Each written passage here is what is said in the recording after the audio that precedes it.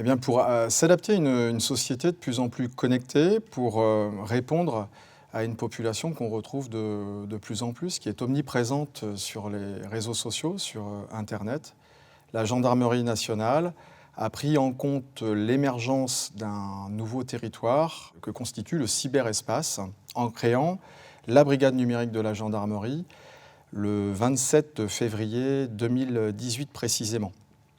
Donc la gendarmerie propose ainsi une nouvelle offre de services et de sécurité numérique. Concrètement, c'est une nouvelle proximité avec l'usager, c'est un lien enrichi avec la population qui vient renforcer et qui complète l'action quotidienne des brigades de gendarmerie qu'on connaît tous dans le cadre de la police de sécurité et du quotidien. Eh bien, la brigade numérique permet de créer un triptyque ajoutant au contact téléphonique qu'on connaît tous et au contact physique un autre moyen qui est celui du numérique et par le biais de tous nos appareils connectés aujourd'hui, le téléphone portable, la tablette, les ordinateurs. Donc la brigade numérique est une structure atypique, il n'y en a qu'une au sein de la gendarmerie. Alors, elle permet à tout citoyen d'échanger par chat avec un gendarme à tout moment de la journée ou de la nuit, et ça n'importe où en France et à l'étranger pour des demandes ou des sollicitations non urgentes. L'urgence étant le 17 et le 112, si je puis me permettre de le rappeler. La brigade numérique, c'est avant tout un outil simple et moderne, alors qui permet à la population de garder un lien permanent avec le gendarme et qui permet surtout aussi à la gendarmerie de répondre présent.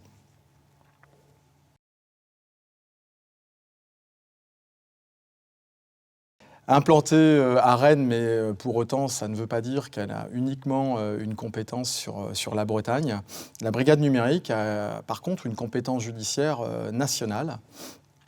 Elle est composée de 33 opérateurs qui sont avant tout des enquêteurs de police judiciaire, des agents et des officiers de police judiciaire qui répondent par chat 24 heures sur 24 et 7 jours sur 7 à l'ensemble, sans exception, l'ensemble des sollicitations provenant des usagers.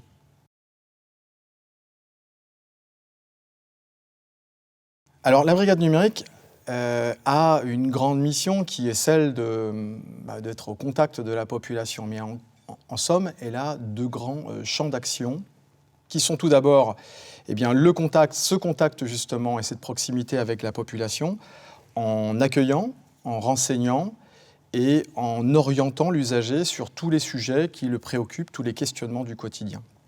Le deuxième grand champ d'action, pour la zone de compétence de la gendarmerie, la brigade numérique prend en compte et traite l'ensemble des signalements provenant du portail national www.lesviolences.gouv.fr qui permet à toute victime ou témoin de dénoncer des faits de violence conjugale, intrafamiliales, des violences sexuelles et sexistes. Et c'est justement en confiance par mes opérateurs que les victimes peuvent se libérer, raconter leur histoire et être accompagnées tout au long de leur démarche qu'elles vont entreprendre.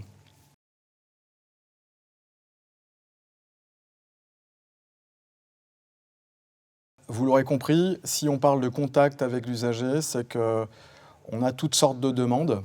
Ça peut aller de celui qui va nous contacter pour se renseigner sur des démarches administratives, mais ça pourra aussi être celui qui va nous communiquer un renseignement important qui peut être de nature à nous sensibiliser sur un problème d'ordre public, par exemple.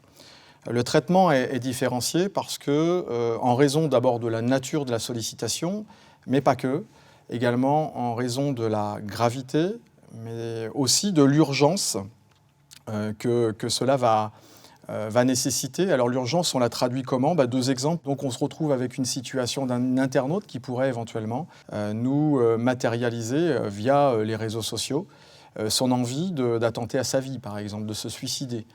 On peut tout à fait aussi avoir un autre exemple d'urgence, c'est celui d'une victime qui vient de se retrancher dans sa chambre et qui va utiliser le chat comme un moyen discret, silencieux, pour nous contacter et demander qu'on puisse lui venir en aide de manière assez rapide.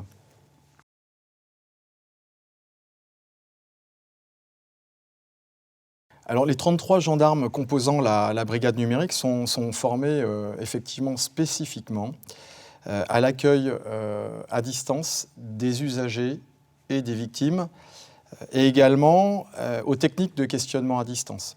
Une formation initiale est dispensée. Alors ça va d'abord par la formation que nous recevons toutes et tous en école, mais également par une formation que nous recevons lorsque nous intégrons la brigade numérique. Et chaque année, il y a un maintien en compétences ou une évolution de nos formations au gré, évidemment, de ce qu'il peut y avoir de nouveau à prendre en compte. Alors cette unité, elle est très très particulière. Elle est composée de femmes et d'hommes qui, je dirais, présentent une certaine maturité dans le travail, ont une très forte expérience dans le domaine de la sécurité publique. Ça veut dire qu'ils ont déjà exercé depuis de nombreuses années en brigade territoriale et qu'ils ont déjà une très forte connaissance de la manière dont on doit accueillir les gens. Donc ça traduit quoi ? Ça traduit de grandes qualités humaines, et c'est ce qu'il faut avoir pour pouvoir aussi accueillir des victimes par le biais de plateformes comme la nôtre, comme celle des violences notamment sexuelles et sexistes. Et puis ça traduit également de grandes qualités rédactionnelles, parce que c'est non pas grâce à une attitude physique, ni une intonation de voix, mais par des mots, par les structures de phrases, que nous allons pouvoir, notamment pour les victimes toujours, les rassurer, les accompagner et surtout ne pas leur faire peur face aux démarches qu'elles auront à entreprendre, parce que c'est de ça dont il s'agit bien souvent, c'est la peur d'agir et la peur de se confronter parfois aussi aux démarches qui nous amènent des fois au procès pénal.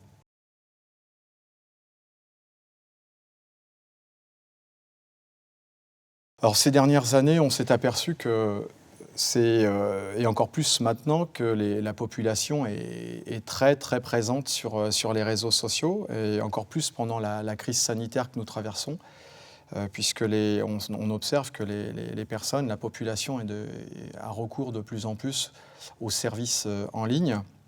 On s'est aperçu concrètement que pendant cette période, notamment de confinement, la brigade numérique répondait à un réel besoin. À l'heure où on parlait de restrictions de mobilité, on avait son téléphone portable dans sa poche. On pouvait s'exonérer de tout déplacement dans une brigade de gendarmerie et à tout moment prendre justement le temps d'un chat et d'être en lien avec la brigade numérique et ses opérateurs. Donc il y a une demande de plus en plus croissante. C'est un avenir, c'est une évolution pour la raison simple, c'est que face à justement cette demande croissante, la brigade numérique vient de passer le cap des 33 personnels, et que la gendarmerie, plus généralement, vient de créer depuis peu un commandement spécifique dédié au cyberespace.